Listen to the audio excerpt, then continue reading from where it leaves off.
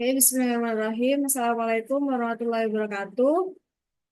Jadi, perkenalkan nama saya Yasira Mahmudah. Saya dari NIM G002412. Lalu saya dari kelompok B7. Jadi, tujuan saya membuat video ini adalah untuk membuat laporan anatomi di blok 1.3, yaitu blok sistem pencernaan dan metabolisme. Oke, langsung saja.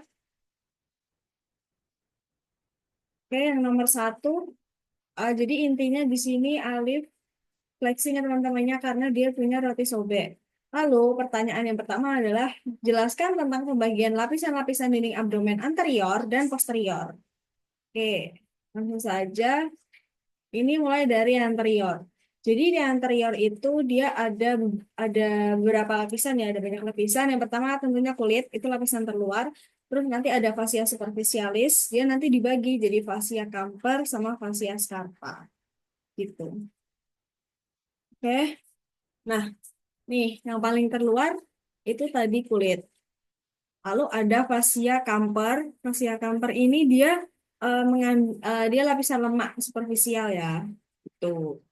Nah, kalau misalnya pada orang yang mohon maaf kayak gemuk, itu tentu lapisan campernya, fascia campernya dia juga tebal. Lalu selanjutnya kan tadi ada fascia scarpa. Nih, fascia camper yang ini ada fascia scarpa. Fascia scarpa itu dia lapisan membranosa di jaringan subkuta gitu. Oke. Lalu untuk itu, oh ya, di fascia scarpa ini dia tipis, dia nggak ada lemak, tanpa lemak gitu. Lalu yang nomor tiga ada fascia profunda. Jadi apa sih fascia profunda itu? Fascia profunda itu dia juga sama, dia lapisan tipis jaringan ikat yang terletak tepat di sebelah dalam fascia scarpa. Nih, tipis banget yang warna hijau ini, yang warna hijau ini. Itu. Terus, oh ya, fascia profunda itu dia terdiri dari lamina superficialis. Lalu ada lamina intermediate, intermediate berarti yang di tengah. Terus ada lamina yang profunda atau yang paling dalam gitu. Oke, yang selanjutnya dia ada musculi et aponeurosis. Jadi di muskuli ini dia cukup banyak gitu. Dia ada dua bentuk yang nanti dibahas lebih lanjut di yang nomor selanjutnya. Tapi di sini aku cuma mau kayak ngasih tahu sedikit aja. Jadi di musculi et aponeurosis itu dia ada yang berbentuk flat atau pipih dan yang berbentuk vertikal. Nah, apa aja sih yang berbentuk flat? Nah, yang berbentuk flat itu ada musculus obliquus externus abdominis. Externus berarti di luar. Externus itu berarti yang ini, sekitaran yang ini. Terus ada musculus obliquus internus abdominis. Internus itu yang mana nih? Nih, yang internus itu yang ini, yang di dalam. Terus ada musculus transversus abdominis. Transversus abdominis. Nih. Tuh muskulusnya. Terus kalau yang vertikal itu dia ada rectus abdominis sama ada piramidalis. Piramidalis yang ini. Kalau rectus abdominis yang ini, yang menyusun kalau misalnya kayak ada ABS. Nah itu. Nah di piramidalis itu dia nggak semua orang tuh punya gitu. Seperti itu. Terus ada juga fascia transversalis. Fascia transversalis dia fascia transversalis itu ini. Jadi tiap flat muscle yang tadi internal obliku, terus ada eksternal, dia akan tertutup sama fascia profunda di fascia anterior dan posteriornya gitu. Nah, fascia transversalis itu dia nggak nampak jelas karena eh, ya kecuali dia di sebelah dalamnya musculus transversus abdominis. Seperti itu. Nih. Jadi dia kayak nggak kelihatan jelas kecuali dia di sebelahnya transversus abdominis nih yang biru muda ini. Itu. Nah, fascia transversalis ini dia akan nyatu sama otot. Dia akan nyatu dengan fascia yang nutupin otot pada regio di atasnya. Gitu. Oke, lanjut dia ada fascia extraperitonealis. Oh iya, Jadi bentar, jadi di transversalis ini dia kayak ada vagina musculi recti abdominis. Jadi dia tuh kayak sebuah pembungkus muskuli. Muskuli apa aja? Muskuli rectus abdominis sama muskuli piramidalis. Jadi ini sama ini, kayak ini nih. Nih, dia kayak pembungkusnya gitu. Nah, dia itu dibentuk sama muskulus satu lapisan aponeurosis. Yang di situ dari musculus obliquus externus, terus obliquus internus, sama transversus abdominis. Seperti itu. Nah, jadi apa aja sih isinya si vagina musculi recti itu selain rectus abdominis sama pyramidalis, dia isinya juga ada arteri vena epigastrika superior, lalu ada arteri vena epigastrika inferior sama ujung terminal nervi intercostalis 6 sampai 11 dan nervi subcostalis. Tuh. Oh ya, di sini tidak lupa ada linea alba yang menjadi kayak batas di tengahnya gitu. Terus lanjut ada fascia extraperitonealis atau jaringan lemak. Oke, jadi jaringan lemak ya jaringan lemak. Fascia extraperitoneal itu yang ini. Jadi habis ada kamper, dia ada ekstraperitoneal. Dia itu letak lebih dalam dari fascia transversalis. Dan dia itu memisahkan fascia transversalis dari peritoneum gitu. Nah, kalau fascianya ini, kalau dia ke arah anterior tubuh disebut sebagai preperitoneal. Kalau misal dia ke sisi posterior tubuh, dia disebut sebagai retroperitoneal. Seperti itu. Nah, terus yang terakhir ada peritoneum parietal. Nah, peritoneum tuh lapisan tipis yang dia berfungsi untuk melapisi bagian dinding dalam abdomen ya, dan dia membungkus sebagian atau seluruh viscera abdomen gitu. Jadi fungsinya peritoneum ini apa sih? Fungsinya peritoneum nih yang ini, yang warna biru muda tapi yang paling pojok sebelah kanan. Itu peritoneum parietal. Fungsinya sebagai pelumas untuk gesekan antar viscera abdomen. Terus dia itu juga sebagai penyimpan lemak. Terus selain itu dia sebagai pertahanan infeksi dan sebagai alat penggantung organ viscera juga. Terus nanti dia mempercepat absorpsi obat-obat yang dimasukkan secara intraperitoneal. Gitu. Nah, nih, nih, peritoneal. Jadi peritoneum itu dia dibagi jadi dua, peritoneum parietal sama peritoneum visceral. Peritoneum parietal itu dia melapisi bagian dalam dinding abdomen. Jadi yang lapisin dinding dalam abdomen itu peritoneum parietal. Habis itu ada peritoneum visceral. Visceral itu dia dia melapisin organ viscera. Viscera itu berarti yang luar gitu. Sebagai permukaan organ yang disebut organ peritoneal, retroperitoneal atau intraperitoneal. Nih, ini retro, ini intra. Tuh. Kalau yang ya retro sama intra. Seperti itu. Ya, terus kita lanjut ke pertanyaan selanjutnya. Next. Nih rectus abdominis, terus internal oblique, ini eksternal. Habis itu ada piramidalis yang nggak semua orang punya. Terus ada transfer abdominis dan lain-lainnya. Itu anterolateralnya. Terus ada posterior. Posterior dia tuh ada kulit. Ya jelas ada kulit ya. Kulit terus ada fascia superficialis dorsi. Fascia superficialis dorsi itu dia, nah fascia superficialis dorsi. Terus ada musculus juga. Musculus yang dia ada 4 lapisan. Terus ada fascia extraperitoneal lagi kayak yang tadi di jaringan lemak. Sama tentunya ada peritoneum parietal. Gitu. Bentar. Nah, ini. Nah, muskulinya.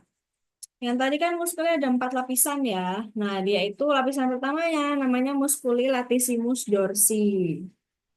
Latissimus dorsi. Tapi di sini kayaknya nggak ada gambarnya. Ya, terus kalau di lapisan kedua dia ada musculus multifidus, terus ada musculus interspinal, musculus obliquus internus abdominis. Internus itu berarti yang di dalam kayak yang di sekitar sini gitu. Terus kalau yang lapisan ketiga dia sama kayak lapisan kedua. Terus di lapisan terakhir dia ada quadratus lumborum. Nih, quadratus lumborum tuh ini. Terus ada iliopsoas. Iliopsoas tuh, oh bukan ini iliacus. Ini iliopsoas nih, iliopsoas nih. Sama ada transversus abdominis. Seperti itu. Nih, transversus abdominis yang ini. Itu. Oke, jadi yang udah sekarang kita lanjut ke jelaskan sistem otot yang ada di abdomen. Nah, kan tadi kan aku kan udah, saya kan sudah menjelaskan ya kayak dia tuh ada dua tipe otot. Yang pertama tipe flat muscle, yang pipih, yang pipih itu dia ada obliquus externus, obliquus internus, sama ada transversus. Oke, kita mulai dari yang pertama.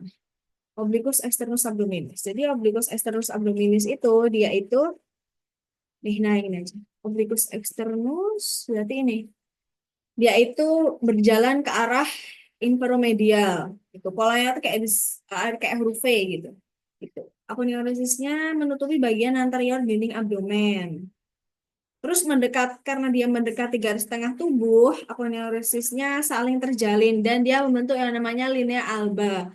Linea alba itu kayak yang lapisan di tengah sini gitu. Ini linea alba, nih linea alba kayak yang di tengah gitu. Terus dia linea alba itu terbentang dari processus chypoideus sampai simphysis pubis. Tuh. Terus batas bawah aponeurosis musculusnya ini dia dari membentuk ligamentum inguinal dextra sama sinistra, di mana dia berjalan dari sias sampai tuberculum pubicum dan melipat membentuk canalis inguinalis. Seperti itu. Itu obliquus externus. Lalu yang selanjutnya ada obliquus internus. Nih, tadi externus, sekarang internus. Nah, internus ini dia lapisan otot kedua dari lapisan fat muscle. Bagian, hmm, kalau yang tadi externus itu dia berjalannya ke arah inferomedial. Kalau misalnya internus ini dia ke arah superomedial. Jadi dia bagian tengah aponeurosisnya membentuk linea alba juga. Terus kalau misalnya udah menyatu, ototnya ini akan membentuk falx inguinalis bersama dengan musculus transversus abdominis. Seperti itu. Habis itu yang terakhir ada transversus abdominis. Nih, transversus abdominis itu yang ini. Ini internal sama ini. Dia nanti kalau misalnya tuh membentuk falx inguinalis. Transversus abdominis ini, dia dinamain transversus itu karena serabutnya berjalan secara transversal. Kalau yang tadi infero, supero, kalau ini secara transversal gitu. Terus di antara musculus oblique internus sama transversus itu dia ada neurovascular plane yang dia isinya saraf sama arteri yang memasuk dinding perut anterolateral. Oke. Nah, udah. Ini udah terus ada vertical muscle. Kalau vertical muscle dia itu ada dua, cuma ada dua, ada rectus abdominis sama pyramidalis. Tapi di sini ada nih kamu ketemu juga ada nih. Ya, yang aku bilang tadi rectus abdominis dia yang membentuk ABS ya, tuh. Jadi abdominis itu dia dibagi jadi segmen-segmen ya nih, dibagi jadi segmen-segmen oleh tiga intersection tendini. Yang pertama terletak setinggi processus chypoideus, terus setinggi umbilicus sama setinggi keduanya. Nah, ototnya ini dia dibungkus sama vagina musculi recti abdominis. Dia dibentuk sama aponeurosis jadi obliquus externus, obliquus internus, sama transversus gitu. Terus habis itu ada piramidalis. Piramidalis yang ini, makanya tadi aku bilang kayak nggak semua orang kelihatan, nggak semua orang punya gitu. Mm-mm. Nah, dia berada di anterior rectus abdominis, ya kan? Berada di anterior rectus abdominis, yang dia punya dasar di linea alba bersama dengan musculus rectus abdominis. Dia terdapat di vagina musculi recti abdominis. Nah, apa sih fungsinya muskuli-muskuli ini? Kelimanya ini fungsinya tuh dia untuk mempertahankan fungsi fisiologis, terus untuk membantu mempertahankan posisi viscera juga pas kita berdiri atau pas kita ngelawan gravitasi gitu. Terus untuk menjaga viscera abdomen biar tetap di dalam tempatnya, sama untuk melindungi viscera dari trauma gitu. Terus ada vagina musculi recti. Yang tadi aku bilang membungkus musculi rectus abdominis dan piramidalis. Terus isinya tadi ada arteri vena ini, gitu. Udah deh. Terus yang C. Jelaskan struktur penggantung yang menjaga organ pencernaan pada posisinya. Jadi di situ ada mesentery atau alat penggantung peritoneum. Dia secara singkatnya, dia itu kayak alat penggantung yang melekatkan viscera dan dengan dinding abdomen posterior. Jadi dia tuh ada macam-macam. Yang pertama ada mesenterium. Jadi mesenterium tuh kayak lipatan ganda peritoneum yang luas yang dia ngehubungin jejunum sama ileum dengan dinding posterior abdomen. Tuh. Nah, di sini dia ada dua. Yang pertama mesokolon transversum. Jadi mesokolon transversum itu lipatan peritoneum yang ngehubungin kolon transversum dengan dinding posterior. Habis itu ada mesokolon sigmoideum. Nih, mesokolon transversum itu yang ini. Jadi dia ngehubungin kolon transversum sama dinding posterior. Kalau yang ini dia membentuk huruf V terbalik yang melekatkan kolon sigmoideum nih kayak V terbalik pada dinding abdomen gitu. Habis itu yang kedua ada omentum. Nah, apa sih omentum itu? Omentum itu dia lipatan peritoneum yang membentang dari ventriculus atau gaster dan proximal duodenum ke organ sekitarnya untuk mendekatkan organ di dalam kavitas abdominalis. Jadi untuk saya mendekatkan gitu biar kayak melekat gitu. Oke, nah dia ada dua macam. Yang pertama ada omentum majus. Nah, omentum majus ini dia lebih ke arah kolon, ileum, dan diafragma. Omentum majus ini dia melekat ke curvatura gastrika atau ventriculi major dan bagian pertama duodenum yang pars superiornya. Karena omentumnya ini dia berbentuknya kayak tirai. Nih, nih kayak tirai, jadi kayak menutupi gitu, kayak tirai. Nah, terus ada empat struktur yang menyusun momentum ini. Ada ligamentum gastroclenalis, habis itu gastrocolika, gastrofrenica, sama splenorenalis. Habis itu yang kedua ada momentum minus. Dia tuh ke arah hepar. Nah, momentum ini tuh dia terbentang dari curvatura gastrica atau ventriculi minor dan bagian pertama duodenum menuju facies inferior hepar.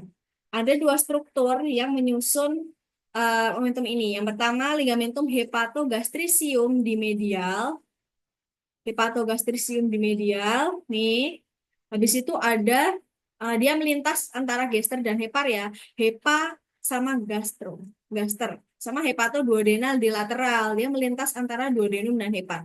Nih, hepar sama duodenum gitu. Habis itu ada lagi ligamentum peritone. Jadi yang terakhir ligamentum peritone itu dia lapisan peritoneum yang melekatkan organ dengan organ lain ke dinding posterior abdomen. Yang pertama ada hepar. Hepar itu dia dihubungin sama dinding abdomen anterior lewat ligamentum falciform, terus duodenum lewat ligamentum hepatoduodenal, sama gaster lewat ligamentum hepatogastricum. Terus gaster dia dihubungkan dengan diafragma lewat ligamentum gastrofrenica, lien lewat ligamentum gastrosplenica, sama kolon transversum lewat ligamentum gastrocolica. Jadi itu struktur penggantungnya. Seperti itu. Oke, ini sudah selesai. Yang pertama, terima kasih atas perhatiannya. Mohon maaf kalau ada yang salah. Assalamualaikum warahmatullahi wabarakatuh.